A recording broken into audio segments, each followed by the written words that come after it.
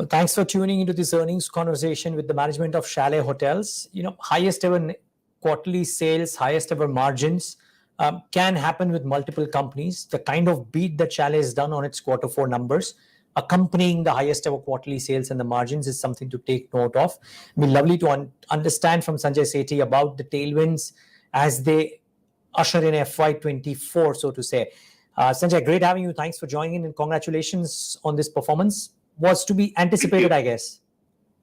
Thank you, and a pleasure being on the show. Yeah, but this was anticipated, I guess, right, Sanjay? Yes, so I think we've had a strong momentum going for the last now almost about 3 to 4 quarters. And that momentum's held through with quarter-on-quarter improvement that we've seen, driven by very strong demand on hospitality, especially business travel has really picked up very rapidly, and so has the MICE business. And that's supplemented further by the wedding and the social segments that have supported the business, all looking very strong. In fact, every segment that we have as a business segment has done extremely well. Right, and one would reckon that while people may argue about the base being high, etc., if this momentum can be sustained broadly, I admit seasonally, but broadly into FY24, then that promises to be a strong year as well. We have no reason to believe that there won't be strong growth in FY24 also. In fact, all indicators are towards a very good FY24. And I think that's on an apple-to-apple basis. But Chalet also has a really large inventory of new assets coming into play this year. And that itself will spur growth for us also, in addition to natural organic growth. Okay. A lot of people who track this space talk about how a large portion of the inventory coming in for the industry at large is not coming into areas which are currently dominated by hotels, but coming into newer areas. Just trying to understand if that is the case with you, or would you reckon that the inventory coming on stream is still in properties or buckets which are underserved, so to say? Well, let me put it like this. So we've primarily been a big city, big box hotel company in the past. And if you look at our current pipeline of hotel rooms, we've got 400 rooms that are under construction in Delhi. Similar theme. In Hyderabad, we are about on the verge of opening 168 rooms, which is in the Mindspace high-tech zone area. But that supplements the existing 427 rooms there. So it becomes a 600-plus room complex there for us. The other 140 rooms are being added on the existing Marriott in Bangalore. And then in addition to that, we've got a 280-room hotel, maybe even 300 keys coming up in Airoli in Navi Mumbai. So largely sticking to the theme, there has been some shift, and that was a strategic shift into the leisure space when we acquired the Duke's Retreat last month.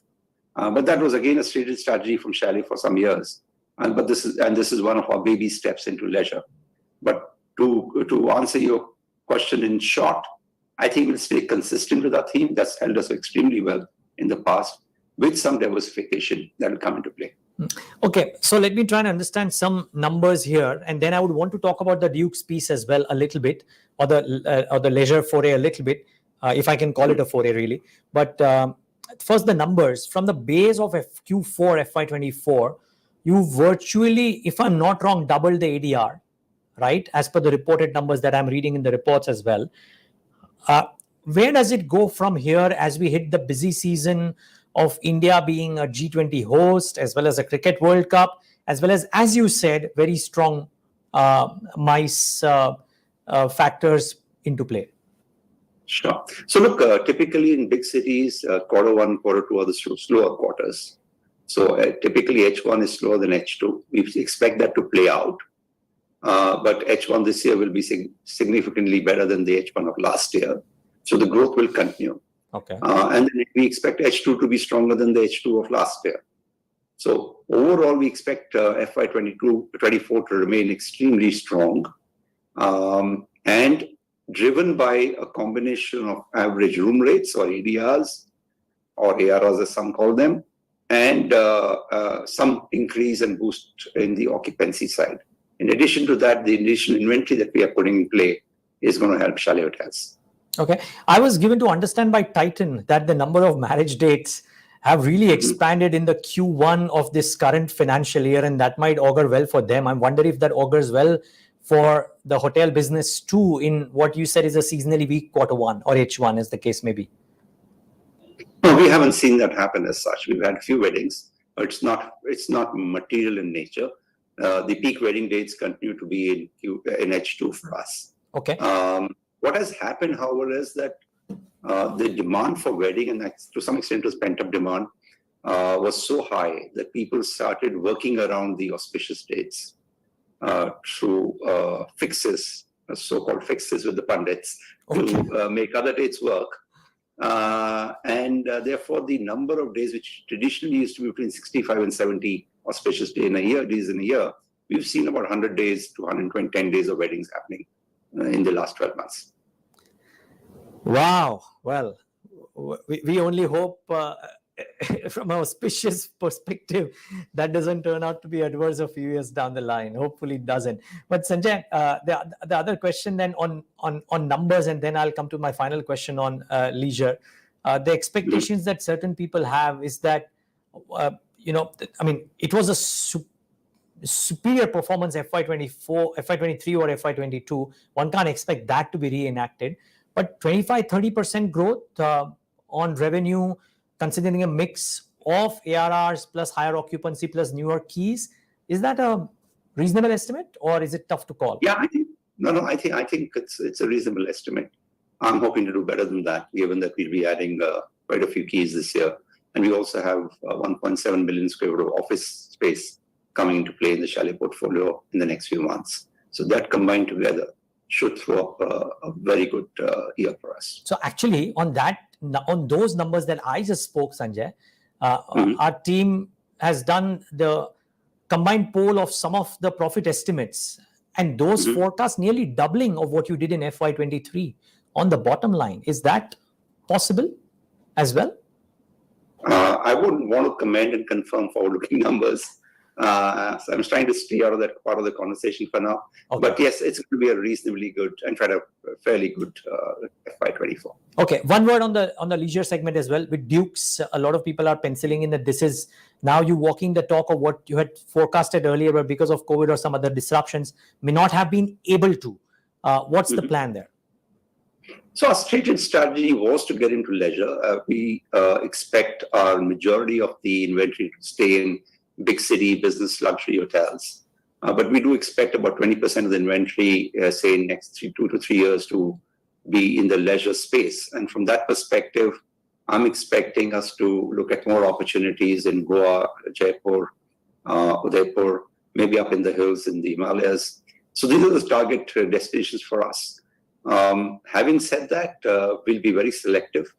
Dukes was something that we thought was a great fit for us because it's drivable distance from Mumbai, where we have 2/3 of inventory.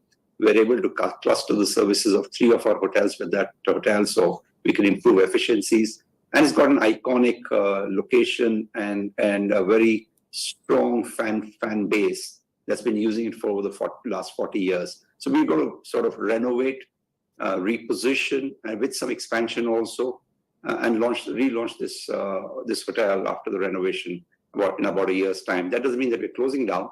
We're going to do the renovation and expansion in phases. But in about a year's time from now, it will be a bigger and much better resort. But that notwithstanding, you continue with this, and we probably hear some more of such deals happening from your end on the leisure side as well. Oh yes, I hope we can track some more deals on that on the leisure side. Okay, so then the final question, and I'm just trying to think back from a conversation that we did recently, Sanjay, that while cash flows will be much stronger currently, a lot of them will get used up for stated capex already, as well as maybe some acquisition or some leisure forays, etc., and not necessarily going back into paying debt, even if debt costs would have inched up from what they would have been 12 months ago. Yes, so we've been fortunate that our debt hasn't become very expensive. We are still at 8.75%. That's about 120 bips higher than where we were about a year and a half back. Whereas the RBI increases have been in the range of 2.5, 3 percent points. So we've had an efficient run on that front. We've also got debt bearing down over the next few years. And you got to remember that half of our debt, which is roughly 1,200 crores, is on account of commercial office assets. And the moment they get operationalized and leased out, that moves into lease rental discounting, in which case we'll get lower cost of capital there. Okay. Thanks for clarifying that. And Sanjay, spectacular performance for the year and for Q4 in particular, and wish you many more such quarters of success. We look forward to that. Thank you. Thank you. And viewers, thanks for tuning into this conversation.